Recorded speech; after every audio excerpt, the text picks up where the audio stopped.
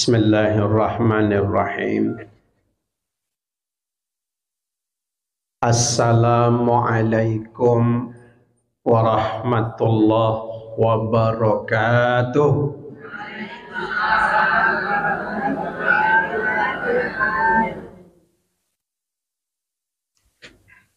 Diulangi sekali lagi lah. Iya.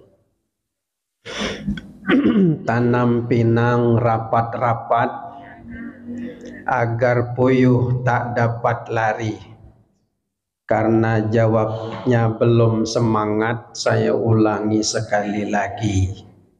Assalamualaikum warahmatullahi wabarakatuh.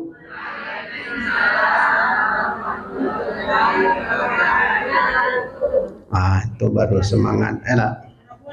Kurang kuat. Ya. Tahun 2025 ini harus kuat-kuat. Nah, sebab banyak orang yang peka. Ya. Ya. Alhamdulillahi rabbil alamin. Wassalatu wassalamu ala rasulillahi ajma'in, amma ba'd. Rabbi israhli sadri wa yassirli amri wahlul 'uqdatam min lisani yafqahu qawli, amin ya rabbal alamin. Ibu Ketua yang saya hormati, ibu-ibu jamaah yang hadir pada sore hari ini, bersyukur kita kepada Allah Subhanahu wa Ta'ala dengan mengucapkan Alhamdulillahi Rabbil Alamin, di mana Allah sehatkan kita, Allah berikan umur panjang, barokah, dan juga Allah berikan kesempatan sehingga kita bisa hadir pada sore hari ini. Salawat dan salam selalu tercurah kepada junjungan kita Nabi besar Muhammad sallallahu alaihi wasallam. Ibu sekalian yang saya hormati, tadi Ibu Ketua kita menelepon saya, katanya hari ini jadwal Pak Kadir Sobur. Namun karena beliau berhalangan mendadak, maka saya menggantikan Pak Profesor Dr. Haji A. Kadir Sobur. Beliau guru saya. Baik Ibu sekalian, pada kesempatan ini karena kita ini sudah berada di pertengahan dari bulan Sya'ban, artinya Ramadan tinggal menghitung hari. Ya, dengan hari ini sudah 16, tentunya tinggal ya 14 hari atau 13 hari lagi kita akan memasuki bulan suci Ramadan. Kira-kira Ibu sudah siap belum? Siap lahir batin ya Bu ya, semangat. Nah Ibu sekalian, bulan Sya'ban ini ada beberapa hal penting yang harus kita ketahui. Bulan Sya'ban ini disebutkan bulan yang dilalaikan. Kalau kita baca dalam buku-buku, ya, buku-buku yang membicarakan tentang keutamaan Sya'ban, dia itu bulan di tengah antara bulan Rajab dan Ramadan. Nah, bulan Rajab orang pasti ingat, wah ini bulannya Isra Mi'raj, yang orang pasti ingat. Bulan Ramadan orang pasti ingat karena dia juga bulan puasa, di mana orang semua puasa. Juga orang mengenal bulan Ramadan itu adalah bulan Lailatul Qadar. Jangan meleset Lailatul Bakar, ya. Nah, itu bulan Lailatul Bakar tuh lain lagi ya nak. Nah, di bulan Rajab juga ada namanya nisfu Sa'ban. Apa keistimewaan nisfu Sa'ban, ibu sekalian? Banyak sekali kalau kita sebutkan riwayat-riwayat keistimewaan nisfu Sa'ban. Di dalam kitab Mukasyafatul Qulub, Imam Ghazali ada meriwayatkan bahwa nisfu Sa'ban itu adalah malam hari raya bagi para malaikat di langit. Nah, itu Bu ya. Entah yo tidak, wallahu a'lam, tapi ada riwayatnya di dalam buku Imam Ghazali. Dia katakan hari raya bagi para malaikat di langit. Kalau kita hari raya kita Idul Fitri dan Idul Adha. Nah, di langit malaikat dua. Ya, malam Lailatul Qadar dan malam nisfu Sa'ban. Wah, itu ya. Nah, biasanya kalau kita malam hari takbiran, pastilah kita ingin menumpahkan kegembiraan, kebahagiaan kita. Saat takbiran, Allahu Akbar, Allahu Akbar, Allahu Akbar. Rasanya terharu kita. Ya, senangnya tuh gimana? Tidak bisa dibayangkan lah. Senangnya kita malam takbiran itu. Dan bercampur, membaur rasa gembira dan sedih. Sedih berpisah dengan Ramadan, gembira kita berhari raya. Maka kesenangan, kegembiraan kita itu kita berbagi. Kita magi anpau, magi THR kepada anak cucu kita. Betul tak Bu? Tuh, malaikat juga di malam hari rayanya, malam nisfu Sa'ban itu juga begitu. Dia gembira. Dia turun ke langit dunia mencari, mendengar orang yang merintih, menangis, minta kepada Allah, bermohon kepada Allah. Nah, maka orang itu dibantu oleh malaikat untuk berdoa kepada Allah. Jadi malaikat juga mendoakannya supaya doanya dikabulkan oleh Allah. Dan dalam riwayat lain juga Allah Subhanahu wa taala malam nisfu Sa'ban turun ke langit dunia, mendengarkan orang-orang yang bermohon. Ada dalam riwayat hadis Allah Subhanahu wa taala ya tidak menolak doa orang yang bermohon kepada Allah di malam yang sudah ditentukan. Apa itu? Pertama, 2 malam hari raya, Idul Fitri dan Idul Adha. Makanya 2 malam hari raya ini ya kita hidupkan dengan banyak-banyak zikir, sholat taubat, sholat tasbih. 2 malam hari raya. Kenapa? Karena Allah Subhanahu wa taala mengijabah doa kita 2 malam hari raya itu. Yang ketiga, tadi Idul Fitri, Idul Adha. Malam yang ketiga malam Jumat. Malam Jumat juga Allah mengijabah doa kita. Makanya kita disuruh, diperintahkan banyak membaca Al-Quran. Di antaranya membaca surah Kahfi malam Jumat, membaca surah Yasin, ya, tahlil, tahmid, ya, di malam Jumat. Nah, bahkan paginya subuh Jumat kita dianjurkan sholat dengan membaca surah Sajadah. Nah, surah Sajadah dan surah Al-Insan. Nah, gitu. Malam Jumat. Ketiga. Yang keempat, malam apa lagi? Malam nisfu Sa'ban. Barusan berlalu malam nisfu Sa'ban. Ya, malam nisfu Sa'ban kita disunnahkan dan sudah menjadi budaya di tanah pilih kota Jambi ini, dan khususnya umumnya di provinsi Jambi ini, ibu-ibu sekalian, sudah terbudaya oleh guru-guru kita, dianjurkan semua masjid, semua musola langgar surau untuk datang ke masjid membaca surah Yasin 3 kali.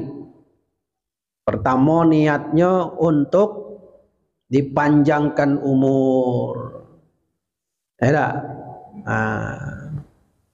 Panjangkan umur lagi barokah.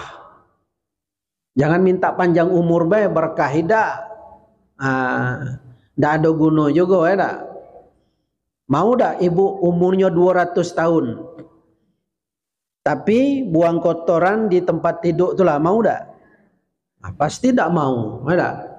Kita tuh bila perlu jangan nyusahkan orang, betul dak? Jangan nyusahkan anak cucu kita. Umur kita panjang tapi barokah, badan sehat, ya. Makan lagi enak, ngaji datang ke masjid masih bisa. Daripada umur panjang pek 200 tahun tapi tidak bisa ngapa-ngapa juga. Ya, tu ada kawan saya pergi ke rumah kawan, ya ngobrol-ngobrol, tahu-tahu orang tuanya keluar dari kamar bapaknya, ya wajah basah, tangan basah. Wah, rajin nian bapak nih. Tengok jam 9. Oh, rajin nian. Umurlah sudah 80 tahun. Rajin nian solatnya. Solat duha. Wah, jam 9 kan solat duha. Nah, pas sudah solat, diciumnya tangan bapak basah. Diciumnya tangan bapak tuh. Salut dengan bapak, setua bapak nih, rajin bapak solat.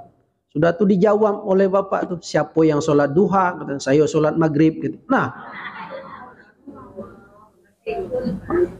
lah pikun berarti tidak jelas juga tuh kan. Nah, untuk apa lah gunanya panjang umur kalau sudah tidak kenal lagi dengan cucu, ya dak? Cucunya lewat depan rumah, dia duduk depan rumah tuh, dicagilnya cucunya, halo cewek gitu. Nah, kan? Apa kata cucunya, sudahlah tuh mati bila lagi katanya. Apalah gunanya panjang umur tapi sudah tidak kenal lagi dengan siapa-siapa, nyusahkan orang, ya kan?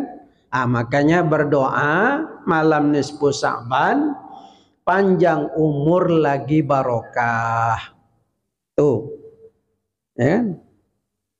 Yang kedua, minta diberikan rezeki yang halal, sehingga dengan rezeki itu kita dapat beramal, kita gunakan beramal. Banyak duit kita bisa berangkat haji, berangkat umroh. Nah, saya tanggal bulan Oktober kaget berangkat lagi Bu. Nah, siapa yang nak ibu-ibu berangkat dengan saya boleh, ya. Nah, ini tinggal daftar saja. Jangan disimpan-simpan duitnya. Berangkat umroh ya Bu ya. Nah gitu. Nah ibu-ibu sekalian. Kemudian yang ketiga. Doa kita membaca surah Yasin itu adalah minta dimurahkan rezeki. Sehingga rezeki itu. Tadi sudah yang kedua minta murah rezeki. Yang ketiga minta dimantapkan iman.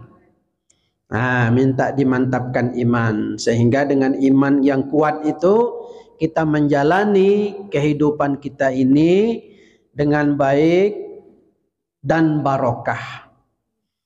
Nah, itu malam nisfu Sa'ban kita baca. Cukup sampai di situ? Belum Bu. Itu baca surah Yasin 3 kali, ukuran minimal. Bacalah surah Yasin 3 kali. Yang lebih bagus lagi ditambah lagi dengan surah-surah yang lain. Surah Al-Kahfi, ya, surah Ar-Rahman.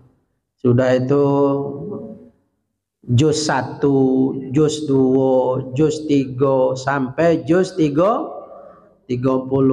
Nah, juz ke-30 khatam as-salatu khairum minan naum. Artinya kita dah tidur malam tu ya.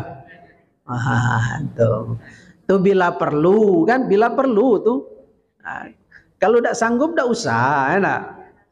Jadi kita beramal itu sesuai dengan kemampuan.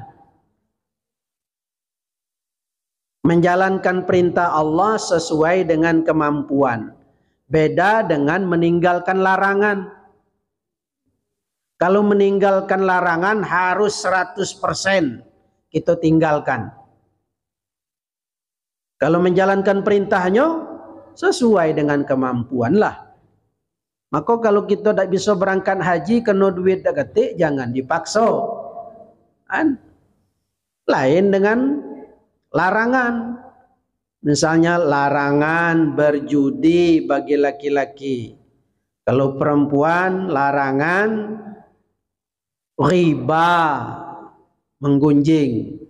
Larangan jadi rentenir. Nah, kalau larangan sifatnya 100% harus kita jauhi. Mampu atau tidak mampu kita harus kita jauhi. Nah, gitu pula sistemnya, Bu ya. Ah, gitu. Baik Ibu sekalian. Nah,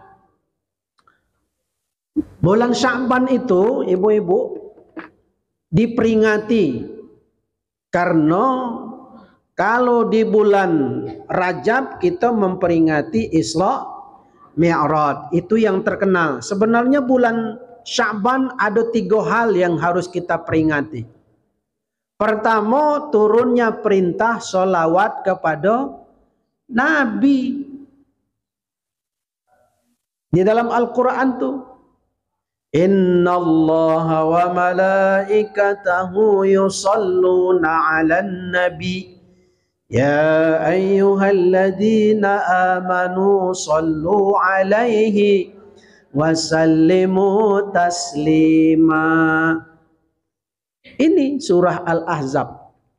Nah, ini surah ini nih Bu, perintah sholawat kepada Nabi. Sesungguhnya Allah dan malaikat bersolawat kepada Nabi. Oleh karena itu, hai orang-orang yang beriman, bersolawatlah kepada Nabi. Nah, itu perintah tuh. Perintah bersolawat. Nah, turunnya perintah ini di dalam bulan Sya'ban. Harus kita peringati. Bulan Sya'ban sebagai perintah bulan solawat kepada Nabi. Nah, oleh karena itu, ya banyak-banyaklah bersolawat kepada Nabi di dalam bulan Sya'ban. Itu satu. Yang kedua, yang harus juga kita peringati, Nabi ketika beliau masih hidup, beliau sholat di Masjid Qiblatain. Nah, ibu-ibu yang sudah sampai ke sana ya. Masjid Qiblatain, Nabi sholat menghadap ke Baitul Maqdis, Masjidil Aqsa pertama kali. Ngadap ke Masjidil Aqsa di Palestina awal-awalnya. Tetapi turun ayat Al-Quran. Fawalli wajhaka satral Masjidil Haram itu. Hadapkanlah wajahmu ke Masjidil Haram. Mutar Nabi. Dari tadinya ke Masjidil Aqsa, mutar ke Mekah. Nah, sampai sekarang masjid itu masih ada. 2 kiblatnya nih. Ya kan? Tuh diturunkan dalam bulan Sya'ban ayat itu. Ya kan? Nah, maka oleh karena itu ibu sekalian, ini juga memperingati penting tentang kiblat. Nah, tuh. Lalu yang ketiga, ibu sekalian, bulan Sya'ban ini juga adalah bulan di mana amalan-amalan kita diangkat oleh Allah dalam bulan Sya'ban ini. Sebagaimana hadis Nabi, idza dakhala Sya'ban, aku ingin, kata Rasulullah, di dalam bulan Sya'ban ini, ya, ketika amal-amalku sedang diangkat naik ke langit, aku sedang menjalankan ibadah puasa. Tuh. Karena kita nih ibu-ibu ada amalan mingguan, ada amalan bulanan, ada amalan tahunan. Nah, dilapor kepada Allah. Di dalam bulan Sya'ban, namanya nisfu Sya'ban itu, ini amalan tahunan diangkat naik ke langit. Amalan-amalan itu dilaporkan kepada Allah. Nah, Nabi Muhammad menginginkan ketika amalan itu naik ke langit, aku kepengen sedang dalam keadaan puasa. Nah, sejak itu umat Nabi Muhammad disunnahkan untuk melaksanakan ibadah puasa di dalam bulan Sya'ban.